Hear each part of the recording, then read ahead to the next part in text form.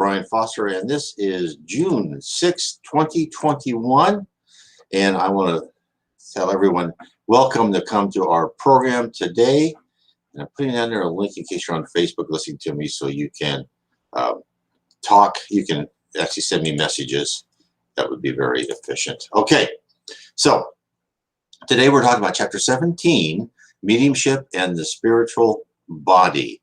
And this is, I've had lots of questions about mediumship and what it means. And then a lot of people telling me mediumship is evil.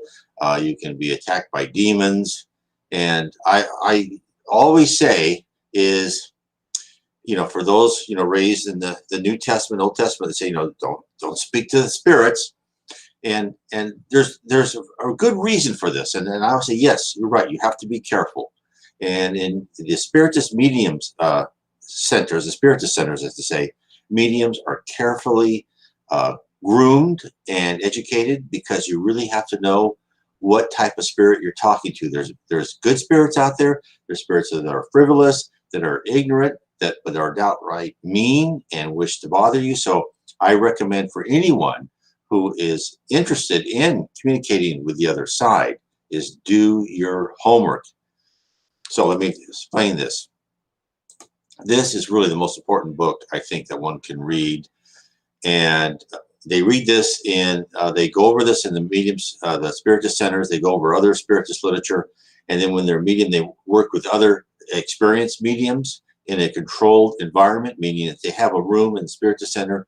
They use that same room at the same time, let's say one night a week at 7 p.m. or whatever. And they teach people very carefully how to start to communicate with spirits, because there is some drawback in that. So I want to start with that. So people who are interested in mediumship, if you're looking at the title of this, is to know that one should be educated for mediumship. One should just not get on your Ouija board and start. That can be a bit disconcerting. And I've had emails, people saying that, yeah, they were scared. They had this, you know, the strange spirit say these terrible, mean things.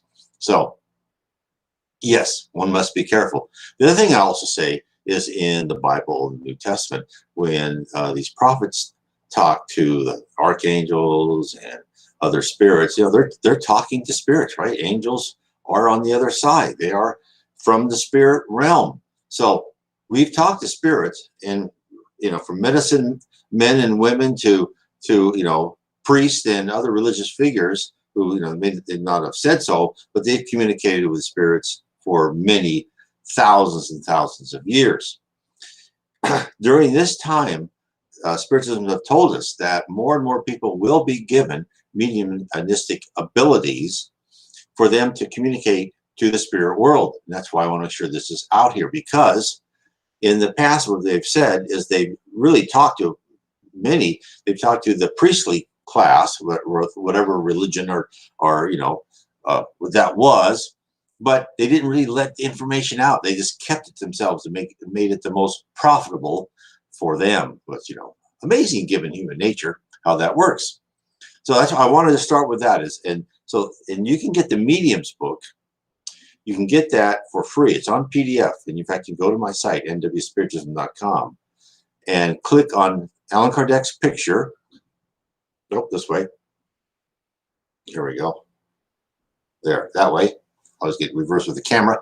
And it will take you to a bookstore. If you want to buy it, you can go to the FEB bookstore and buy the Mediums book if you want the paperback, which I think is really good. But the PDF, just type in Allan Kardec, space PDF, in DuckDuckGo or whatever your search engine you enjoy, and you'll find it in PDF. Which I read all of his books in PDF format first because I didn't want to spend the money.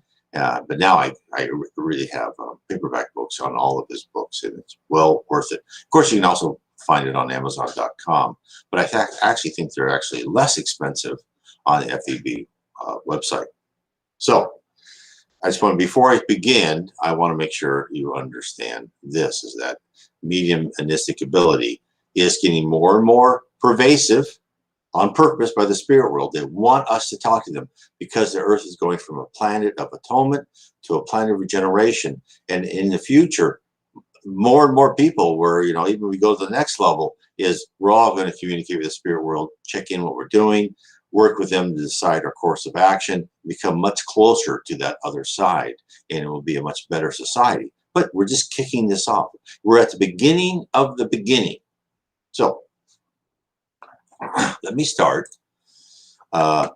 Chapter 17, Mediumship and the Spiritual Body. The human aura. Viewing every active cell as a living unit representing a microscopic engine connected to the mental power plant, one can easily see that all cellular aggregations emit radiations, and that these radiations are articulated through functional synergies to constitute resources we may call tissues of energy around the bodies that manifest them.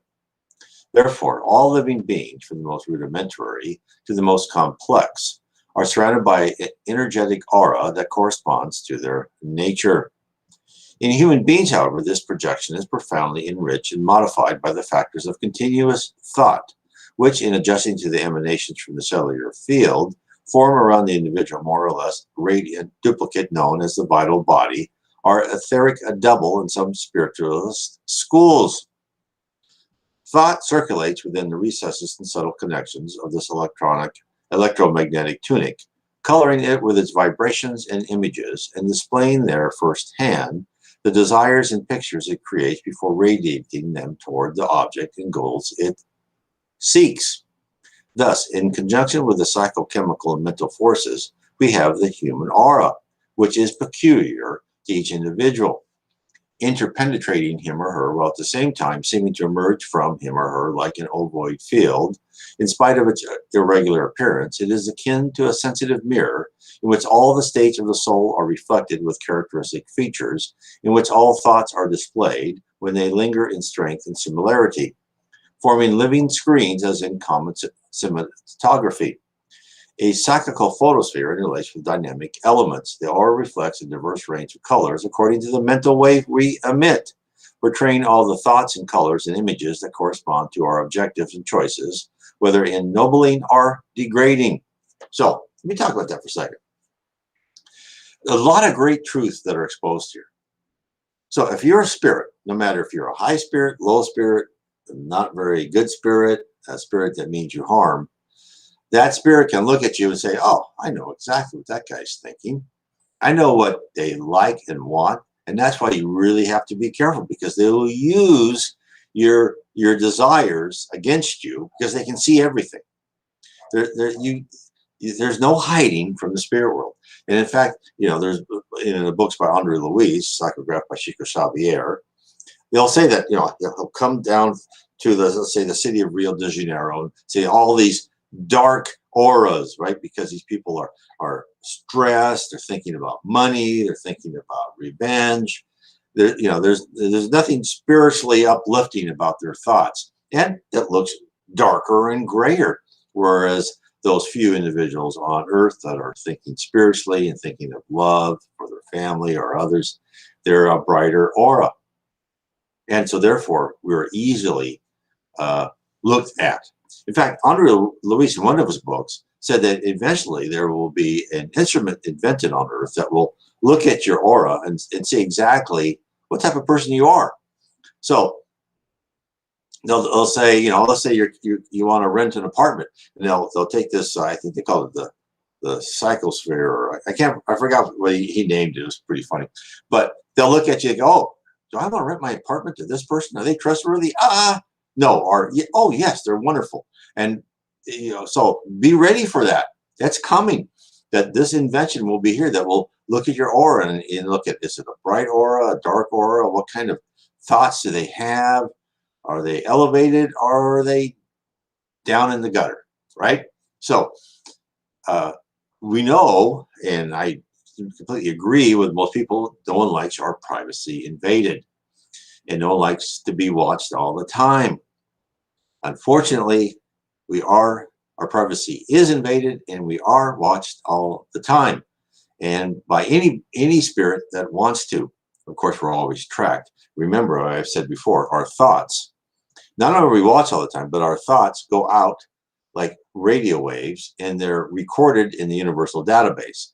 So they're recorded and be able to being played back at any time anyone wishes who has the level to do that. So the lower spirits cannot use you as a DVR, right? Play back and do all that stuff. That's not going to happen. But the higher spirits in the levels of heaven and above the heavens around the earth can at any time play back anything that happens within your life or lives. And that explains why people have, this is why I love Spiritism, because it explains so many things. When people have records of near-death experiences, they go, yeah, they played back parts of my life. And not only that they knew what I was thinking, but they knew what the people around me were thinking and feeling. And that's how this works. You have all these recorded film events, thoughts, right? Everything's recorded. Your little thoughts. And they, okay, let's say what Brian did in 1968 on October 4th at 7 p.m. And they can see exactly what I was thinking. But 1968, what was I, 12 or 4? I was 14, so wouldn't be good.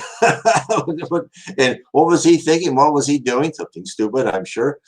And they can see all that, and you can see all my immature friends, what they were thinking. Pretty frightening, right? So that's the way it is. So, understand that. And again, so this is why this is, if you're interested in mediumship, you have to know this, is a spirit will come to you and they'll say, and if it's a lower spirit, they'll go, oh, why are you medium? Why are, and I've heard this at medium meetings before. Of course, I'm not a medium. I sit in the back. And they go, well, you're not very good. You've done this and that. And it's like you got to withstand that, because they'll just they'll poke you, right? They'll poke you right where it hurts the most. They're good at that. So that's why you have to, when you're a medium, you got to start living it. You got to start living love, kindness, fraternity, charity. Understand the spirit world. Understand that no matter how wonderful you are, some of these spirits who are not nice people will try and attack you. They'll attack your family. They'll say mean things to you. And you just have to say, I understand. I'm not perfect. I'm learning, and keep moving on and say, I'm doing the best I can, right? You can't let them emotionally attack you. That's very important, because they will some of them will. Now, the higher spirits will never do that, right? A higher spirit won't say, and they won't do like two main things that lower spirits. Either they won't attack you, and also a lower spirit, if they want to get you to do something, they'll praise you so much and tell you what a wonderful person you are. You think, oh, and they'll give you a false name, like, it's this high spirit, and they're really not. That's why you need to read the medium's book, so you know what level they're at. But so those things that they won't do, the higher spirit won't attack you personally, and they also won't over the top compliment you. A higher spirit will act like that teacher in school you didn't like when you're in school, but in retrospect, as you're older, you go, oh, she was hard on me, but I learned a lot. They'll just tell you, no, you've got it. And I've been in mediums meeting. They'll go to the whole meeting and go, you guys need to do better, right? They'll just keep pushing, getting you to improve yourself. So there's a clue there for those who are interested in mediumship. Now let's go to the next segment.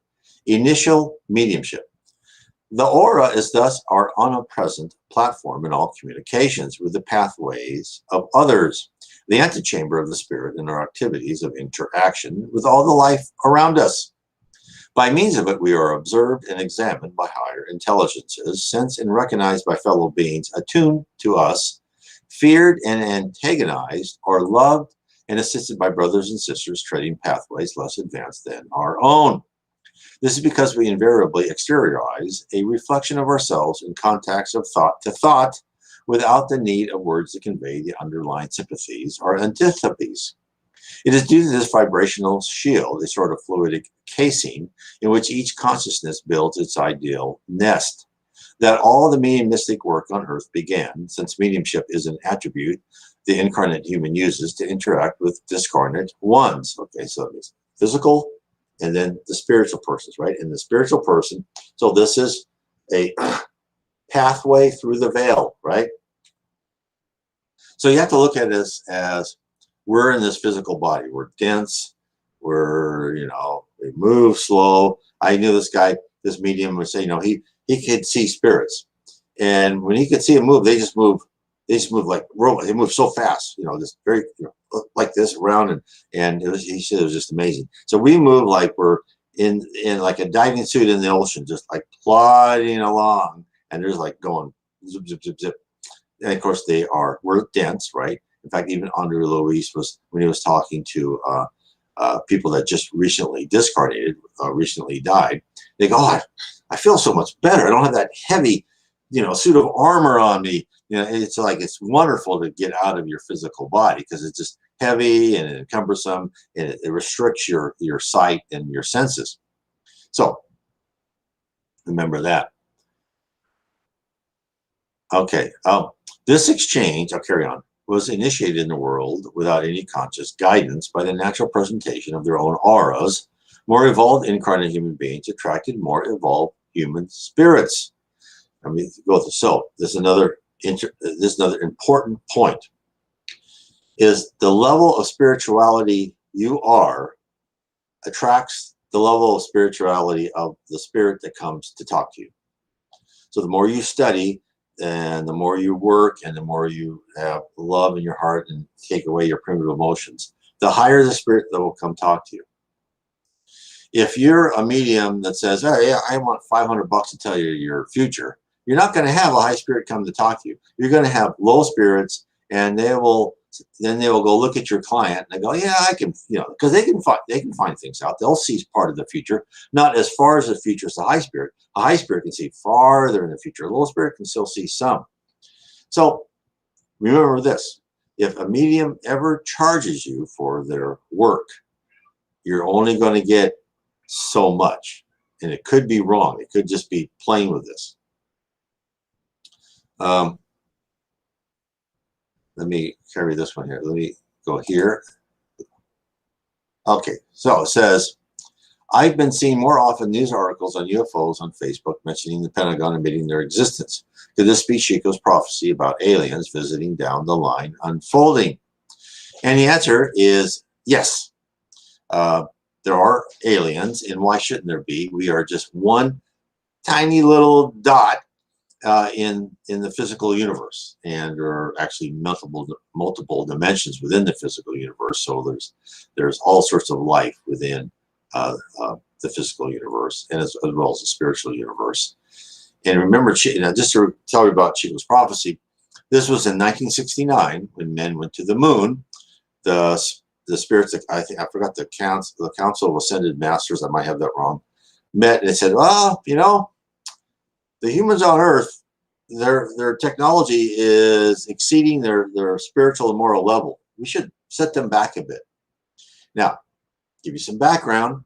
They did this more than twice before, I think, and the spirits have said we've done this more than twice. But two of them are Atlantis and Lemuria. I couldn't find names of the other civilizations. So the human civilization has advanced, and they said, they're not ready.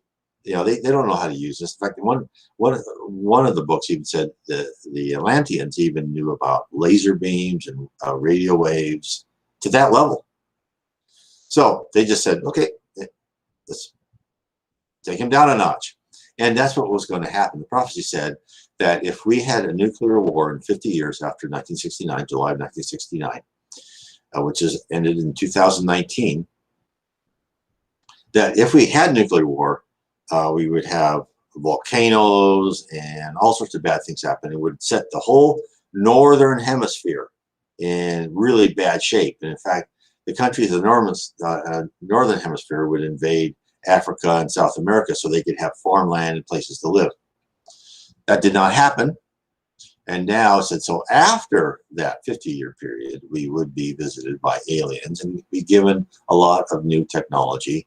Although I do say that we have to watch. Aliens aren't, some aliens could be selfish and give us bad deals. They're not like the nice. Some of them may be the nicest people. Some of them may be others. So they're different groups. I don't know what groups are what. I do know that Chico, I believe Chico said that the shorter ones are the nicer ones, and the tall ones, I think around 2 meters, are the ones we should be careful about. But that's more hearsay than I heard it straight from Chico. So don't quote me on that one, but yes. And let me show this one. Also, a former Israeli space chief once said Trump knew about them and claims about the existence of a galactic federation. So I'm not surprised. The aliens would know each other. They would know each other, that they've been around Earth, and there may be a galactic federation. And within those federations, there are, just like on Earth, with any federation, there are different factions and different races and so forth. So that does not surprise me one bit. So it'd be interesting to see, because he did say it would happen after 2019, and he was talking to a person. I don't know how old that person was when he was telling that person, but he said it would happen within your lifetime. So if he said this, probably should say in 1970, and the guy lives for 80 years, so before 2050. So yes, it's going to happen at in the near future, right? If you say the near future, 10, 20 years, 30 years, I guess, from, let's say, give or take 2020 to 2050. So yes, it will happen. Yeah, so I follow that too, and it's very interesting. So just wanted, good question. Okay. So now we're talking back to the auras. He says, so this is about, since mediumship is an attribute the incarnate human uses to interact with discarnate ones. So before I get off of aliens, so the aliens know about the spirit world. They're advanced, right? They know that Jesus is the governor of this planet. And in fact, now I remember, what was the fact is Jesus said, no, you cannot go and initiate contact until I say so. And they've respected that. Now I'm sure they've little contact and little things like that, but not the kind of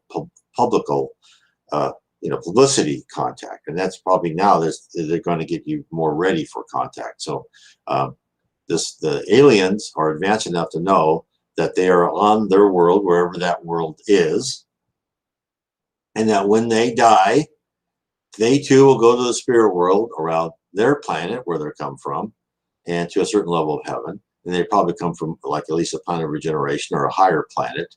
So but they also know that and they have people in contact with the other side.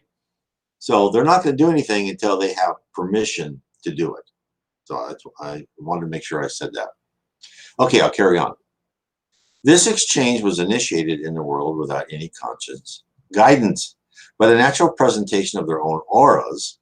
More evolved incarnate human beings attracted more evolved human spirits, whose benevolent hearts bent down compassionately toward the earthly realm to assist incarnates. By the same token, incarnates who were rebellious toward the divine law enticed the company of spirits of the same category. Hence, spirits became points of contact between the light and the darkness, good and evil, locked in combat on the earth itself. And that is going on today. You have people who say that they go to these spirit cooking and devil worshiping. Well, they're in contact with lower and ignorant spirits. It hasn't changed. It hasn't changed since, Bao and human sacrifices. So, and in fact, I read one time where, that John Adalgist was amazed that there's still, a lot of these primitive urges and primitive practices amongst the leadership of the globe. And when I read that, I go, whoa, I thought that was all conspiracy theory, but maybe not. So there are, practices that aren't good. I won't say more than that. I'll carry on. Through the thought waves that coil upon one another, according to the combination of frequency and trajectory, nature and objective, similar minds were attracted to one another to form centers of progress, in which worthy individuals assimilated mental currents from high order spirits to carry out edifying and instructive work. are to originate various processes of symbiosis in which stationary souls mutually incised one another, putatively defying the imperatives of evolution and establishing the lamentable obsessions that expand more and more into the web of wrongdoing, are the complex etiology of mental illnesses. So, of course, we've got high spirits helping, giving incentives, inspiration to invent, the wheel, the fire, the cornerstone, the touchstone, all, important things. And then we've got people saying, let's do this terrible thing, right? So, but of course, then you can ask, why would Jesus and God want us to live with all these bad influences?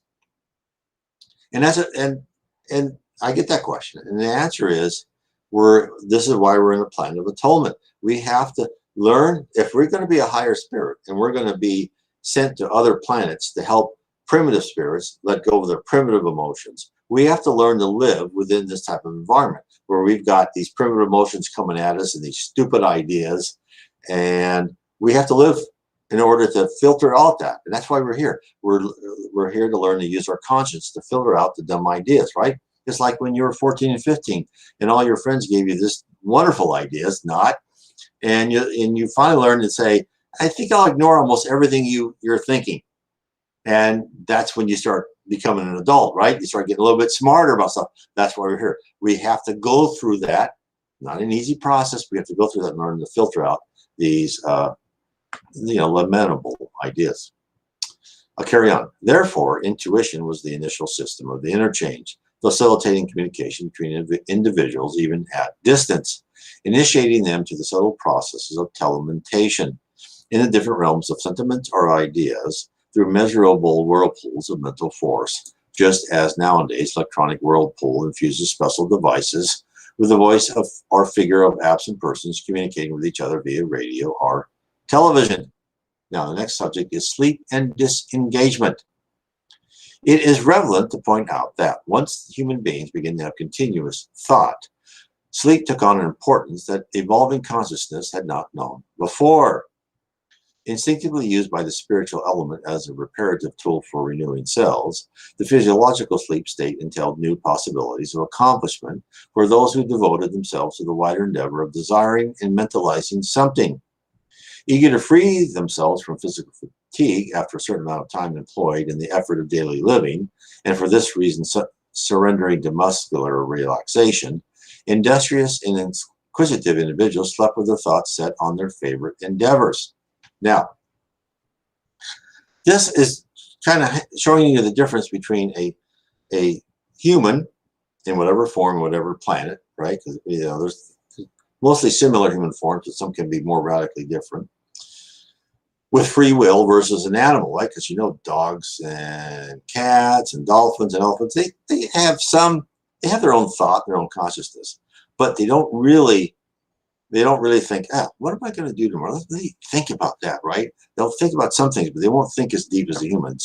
And also the spirit world won't take them and really start inspiring them to do different things. So that's a lot of difference. Once they're given free will and they're put into that human-like body, well, then that's when they go to a primitive planet and start their ascent, like we were, who knows how many millions of years ago, or thousands of years ago, I think it's millions, to start climbing up that ladder. I'll carry on.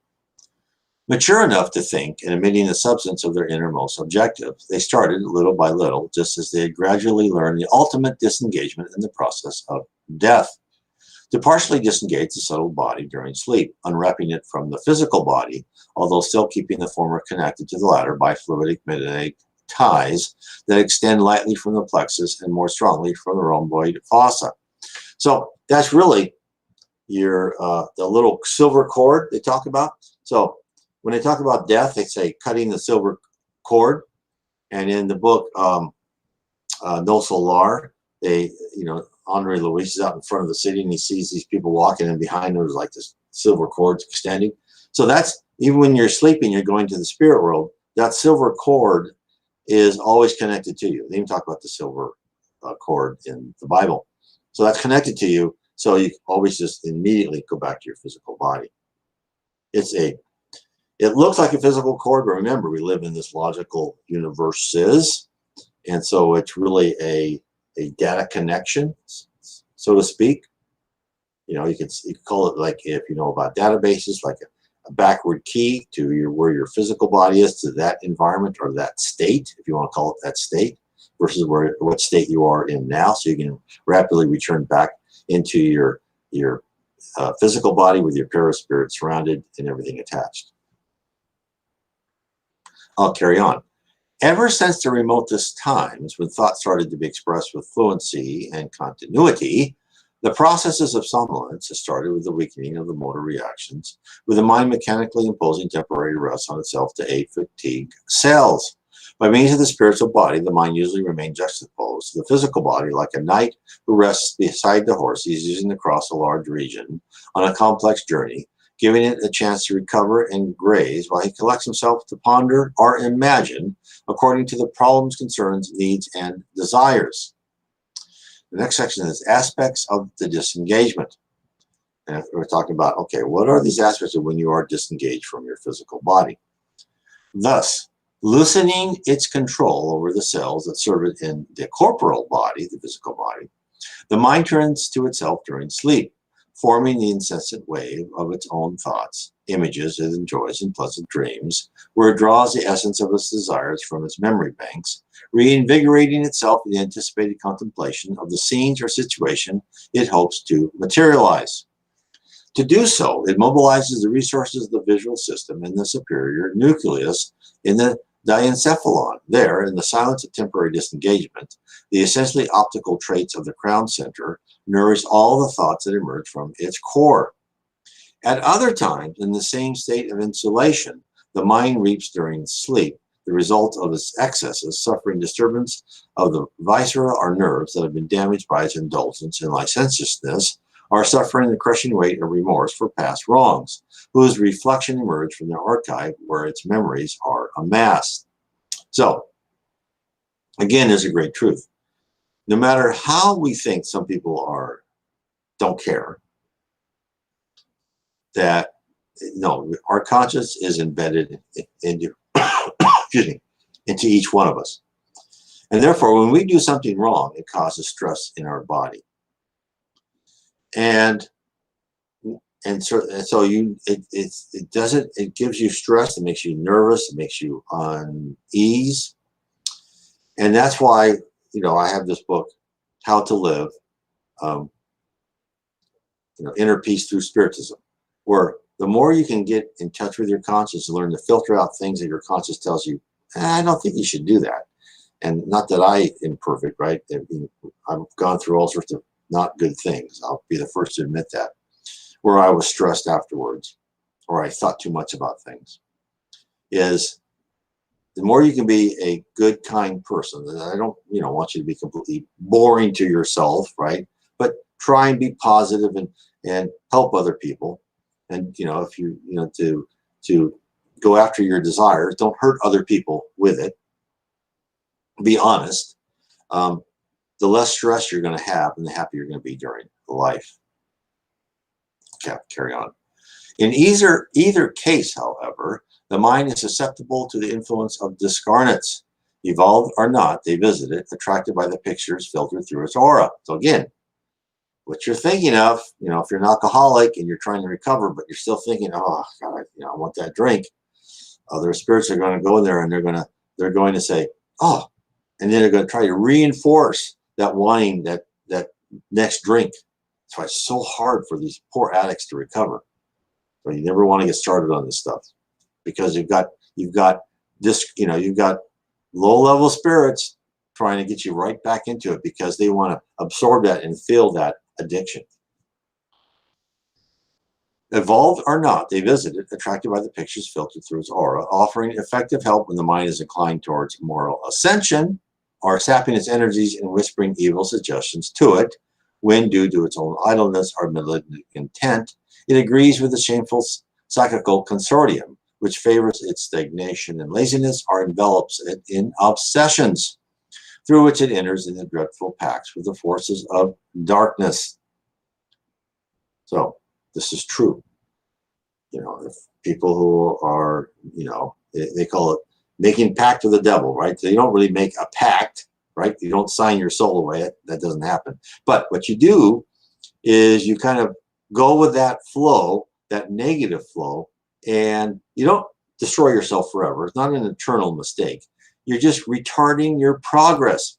You're holding yourself back from being able to go into heaven and rise within heaven. And then you'll go back to the lower zone, and then your next life is going to be full of lessons you have to learn that may have tough trials, right? Tough episodes that will happen to you. So the more you can start using your conscious to filter these things, the happier you're going to be in this life, and really the next life and the next life after that. But from this position of spectator to the function of acting as an agent, there's only one step. The unstoppable flow of continuous thought dislocates its paraspiritual cellular organization, just as a stream dislocates a large number of pebbles from the soil it flows over. And just as the pebbles follow the direction of the current and become polished over the course of the days, the spiritual body at first follows the impulse of the mental current that pours from it, very slowly achieving awareness during sleep, which provides it semi-liberation. Now, next section is spontaneous mediumship. In the initial phase of this new development, the mind is naturally drawn to objects that engage its interest. Thus, during physical repose, farmers return in their spiritual body to the field they have sown, entering into contact with the spirits that assist nature. Hunters return to the forest. Sculptors often return to the block of marble from which they hope to carve their masterpiece. Sowers of the good return to the field of service where they are developing their virtue, and the guilty return to the scene of their crime, all receiving from kindred spirits the lofty or degrading stimuli they merit. So for every action, there's a reaction, and the tone and attitude and position of your thoughts dictate where you're going to go in your sleep. And as you sleep, you're receiving all this information. And when you come back out of it, you may not remember very well. You have dreams, and it could be fuzzy, but it's going to be deep down within you. It was through the constellation of such relations with the spirit plane by means of common hypnosis that spontaneous mediumistic activities begin on the earth. Incarnates that demonstrated more obvious mediumistic abilities through less pronounced communion between the cells of the physical and spiritual bodies in certain areas of the somatic field went from observation during sleep to observation while awake. A lot of you may have that. These were fragmentary at first, but became more developed over time, depending on the degree of learning they were exposed to. Now, this is what I've said before. That's why I have this book still up.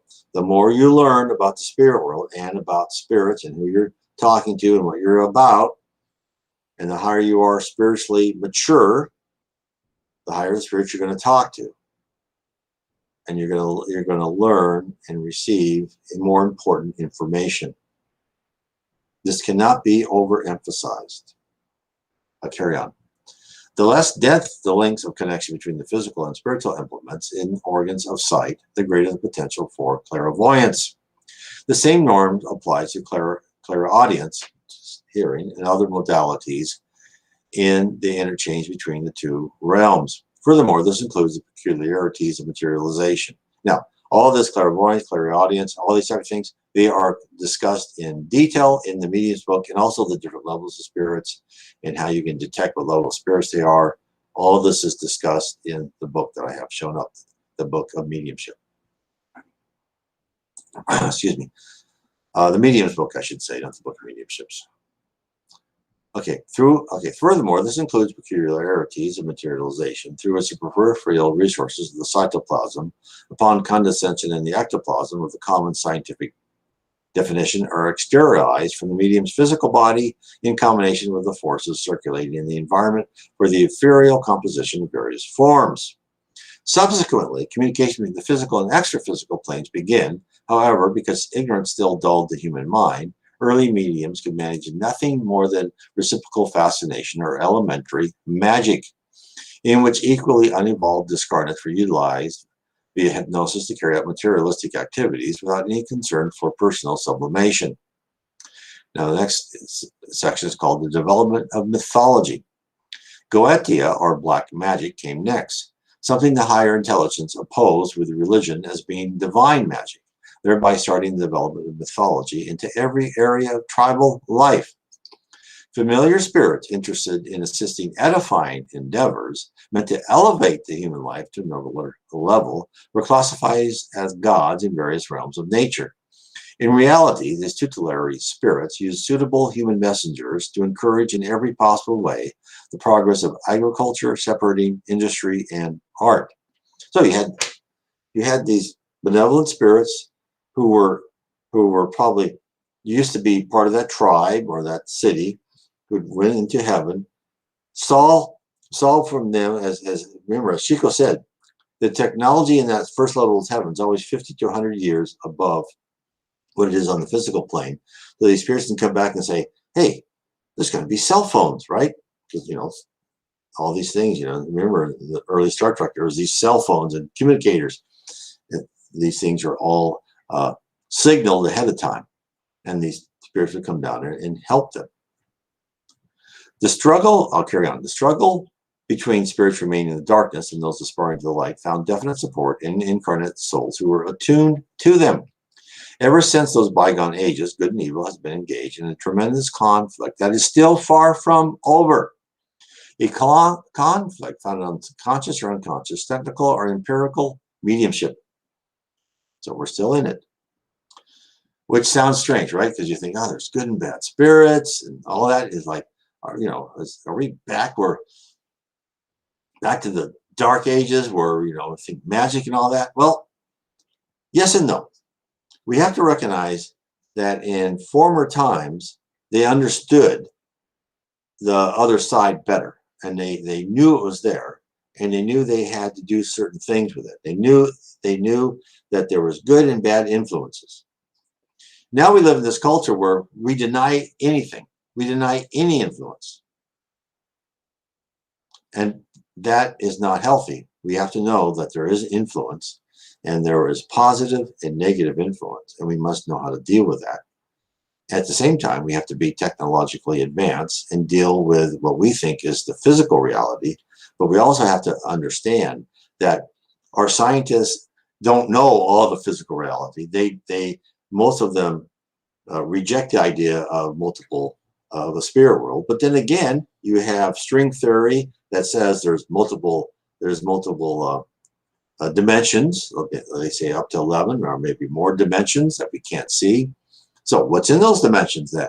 So there's things that they know that are unexplainable. And of course, we all know things in our own life that are unexplainable, like Uncle Bob's vision that came true, or things like happened to me. Those things are, you had dreams with your mother that were like right on, that told you things that happened later, or, these things happen. So for most of you seeking and starting to improve yourself by reading about the spirit world, meditating and praying, will be given positive things happening to you that will give you more confidence in your faith and your power to discern different types of spirits. Okay, function of the Spiritist doctrine. One must recognize, however, that in essence, mediumship, like electric energy per se, has nothing to do with the moral principles that rule the problems of destiny and the soul. Due to its spontaneity, mediumship manifests in learned and unlearned individuals as well as in righteous and unrighteous ones, thus expressing the need for right conduct. This, as electric power, requires correct use in order to be helpful. This is why the guides of progress uphold the Spiritist doctrine in today's world as a divine flame, Christianizing phenomena and objectives, characters and faculties, so that the gospel of Jesus may actually be incorporated into human relations. Similar to surgical operations in which tissues are successfully transplanted to improve organic conditions, we absolutely must heed the imperative of the mediumistic processes through which useful psychographs are effected with a view to disseminating the higher knowledge of the Spiritist doctrine. Now, again, when people say, well, the Bible says you can't talk to spirits. Well, we have to remember that Spiritism tells us, this is in the 1850s, that as humans become technologically and culturally more advanced, and of course Spiritism called the third revelation, that we will be told more and more information because we are able to understand it. That's why there's many things, especially in the Old Testament as well as the New Testament, that we look at culture like, oh, that's not nice. Yeah, for instance, like go to this town and kill everybody. That's not a nice thing to do, but that was a command. So, but that was probably necessary to that level of human tribe at the time to make them understand that first you got to learn how to follow orders. So, understand that. In fact, let me bring this other book up. So if you start interested in Spiritism, I suggest you go to my site.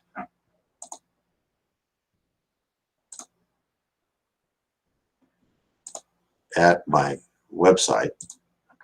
And Spiritism 101, the third revelation, you can get it in Audible, Kindle, and paperback, as well as PDF. It's available for free on PDF. It doesn't cost anything, just like the Medium's book. You can get it on PDF. Let me carry on with the book. Eminent physiologists and laboratory researchers have sought to fit mediumship and mediums into nomenclatures and concepts of metaphysical science. However, the problem, as with all human problems, is more complex. Mediumship is connected with life itself, and thus no two mediums are exactly alike, in spite of the similarities in the manifestations. On the other hand, distinguished religious people think that they have the right to oppose its work and keep it from manifesting. They focus on its supposed dangers, as if they themselves, mentalizing the arguments they advocate, are not assimilating being mediumship, intuitive mental currents containing individualistic interpretations from the discarnate intelligences who assist them. Nonetheless, mediumship is a faculty that is inherent to life itself, and with all its deficiencies and greatness, trials and errors, it is like the gift of common sight, peculiar to everyone, and which is responsible for so many glories and so many misfortunes on the earth. No one would dare think, however, of doing away with eyes simply because millions of people, due to the imponderable circumstances of evolution, have used them to persecute and kill in wars of terror and destruction. It is crucial to illuminate, guide, and enlighten them. Similarly, mediumship does not require indiscriminate development before anything else. It requires the improvement of the mediumistic vehicle, meaning you, in addition to the noble purposes, so that the spiritual body, shaping the physical body and sustaining it, may also develop itself to be a loyal filter of the higher spheres, facilitating humankind's ascent to the realms of light. So, I hope that helps. I thought this was a very good chapter in the book Evolution of Two Worlds, which of course you can go to by clicking on my site, interviewspiritism.com. Click on the picture of Allan Kardec. It'll take you to the FEB bookstore, and you can get Evolution in Two Worlds. Also, I have the link below when on this YouTube video. I believe I do. Yes, I do. And so you can get that also. So, but the book, if you're new to Spiritism, I don't recommend that book right away. I recommend it after you've read other books about Spiritism. And so the best way to get into it is Spiritism 101, the third revelation. But then if you really want to start understanding the spirit realm, what's all this happening around me? What is the spirit realm? What's the physical realm? What is spirit? What am I going to be as a spirit? How does the spirit learn? How does the spirit rise? How does the physical person rise? What's the future of me? What's the future of humankind on earth? Well, I talk about that in my book, The Spirit Realm. Spiritism has revealed the reality of our existence. So, I recommend if you have friends who see visions, hear voices, guide them to the Medium's book, guide them to this video or other Spiritist videos. Please talk to them. Say this is nothing to be afraid of. It's something. It's a gift from the spirit world that hopefully you can use for the good. So I want to say, everyone, thank you for being with me tonight. God bless.